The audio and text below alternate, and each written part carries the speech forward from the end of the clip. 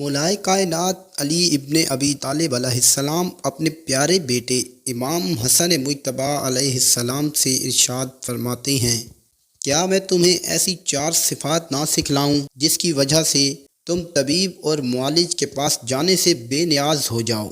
تو امام حسن مجتبی علیہ السلام ارشاد فرماتے ہیں، کیوں نہیں یا امیر المومنین علیہ السلام۔ در علم کے دیکھنے اور سننے والے معزز دوستو، ظہیر عباس کی جانب سے آپ سب لوگوں کو السلام علیکم۔ دعا ہے کہ رب جلیل آپ سب لوگوں کو اپنی حفظ و امان میں رکھے۔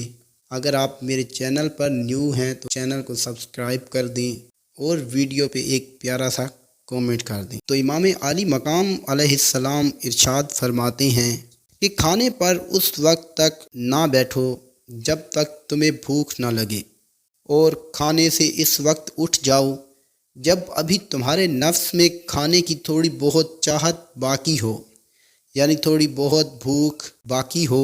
اس وقت اٹھ جاؤ اور کھانے کو خوب اچھی طرح سے چباؤ، اور جب تم سونے جاؤ تو سونے سے پہلے بیت الخلاء جا کر اپنی حاجت کو پورا کر لو۔